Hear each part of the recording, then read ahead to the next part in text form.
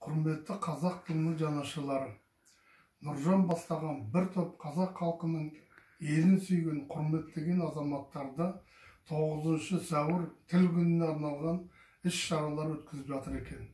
Қуанышпен құттықтаймын. Соған арнап ұлттық тіліміздің жанашыры ретінде бір-екі ауыз сөз айтқым келеді. Жалпы тіл жер бетіндегі баға жетпес қазына болып салынады. Тіл кез келген ұлттың ең жанды жері. Тіл жоғалған күні ұлт та өзінің келбетін, мәртебесі менен мәнін жоғалтады.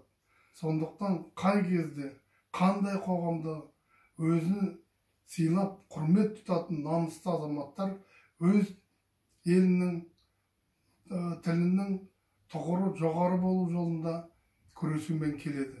Кешегі қылышынан қан тамған кеңестік қоғамда да солай мемлекеттік машинаның оттығына қарсы ұмтылып жүріп жатқан азаматтар болған. Қазақ халқы қандай қиян-кескі замандарды бастан кеше жүріп, болашақ ұрпағына жеткізген аманаты, асыл мұрасының негізі осы тіл болатын. Тілді қорғау біздің міндетіміз. Біздің ұлтымыздың тілі туралы дүниежүзі көптеген ғалымдар өте жоғары баға берген. Оның байлығын, әуезділігін, әдемілігін, сұлулығын айтады. Өзімізден алатын болсаңыздар, 3 тілді неміс, қазақ, орыс тілдерін еркін меңгерген асқан аудармашы Герольд Бельгер деген азаматты барлығын білетін шығарсыздар. Сол айтыпты, өмірімнің 43 жылын қазақтардың арасында қазақ тіліне құлағымның құрышын қандырумен келген екенмін. Менің түсінігімде қазақ тілі, қазақтың осынау ақпейіл, мейірбан, дарқан даласы сияқты ғажайып бай шешенде көрген тіл. Тек сол оралымды бай тілді қиыннан қиыстырар ел данасы керек. Өз басым осылай деп түсінемін деген екен. Атақты академик Мардың өзі түрік, оның ішінде қазақтардың тілі әлемдегі ең бай, шұрайлы да шырайлы, ең сұлуларының бірі деген екен. Міне осындай тіліміздің бар екенін біз кейде біле бермейміз. Ал шындығында да біздің тіліміз байлығы жағынан да, әуезділігі жағынан да дүние жүзіне үлгі болатын керемет тіл. Тіліміздің байлығын айтатын болсақ, жер жүзіндегі ең бай тіл біздің осы қазақтың тілі. Қазір барлығы жиналмаған күйдің өзінде қазақ тілінде 2,5 миллион сөз бар екен. Қазақтың барлық сөзі әлі жиналған жоқ. Ал енді қазір керемет ұлы тіл деп бүкіл дүние жүзі сөйлеп жатқан ағылшын тілінде 600 мың ғана сөз бар екен. Орыс тілінде 500 мың ғана сөз бар екен.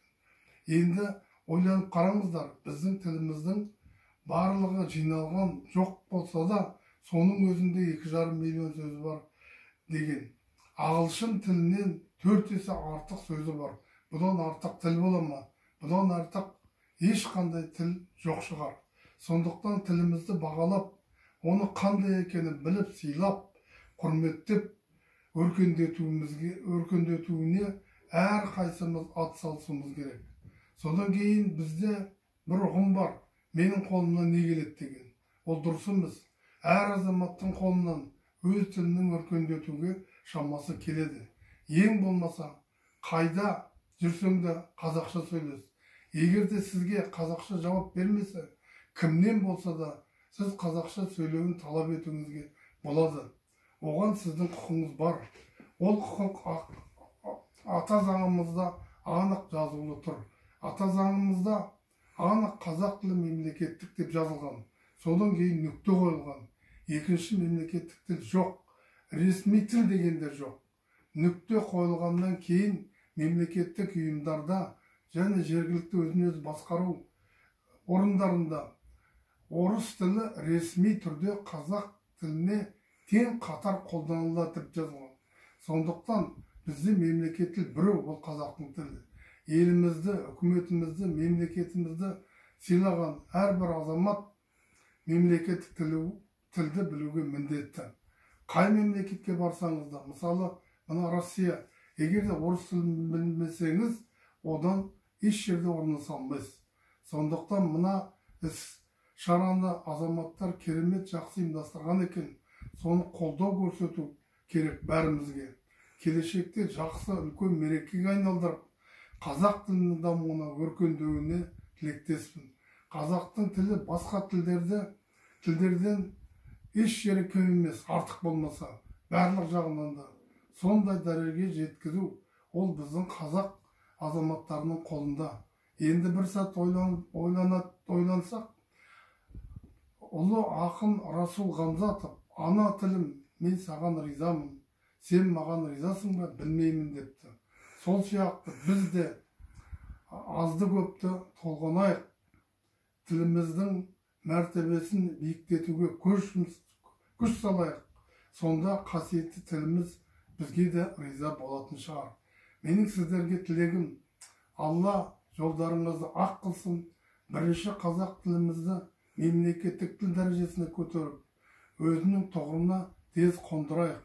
Екінші дүниежүзінің барлық мемлекеттер біздің қазақтың тілінде сөйлейтіндей қалыпқа келтіруге қазақ тілінің мүмкіндігі бар.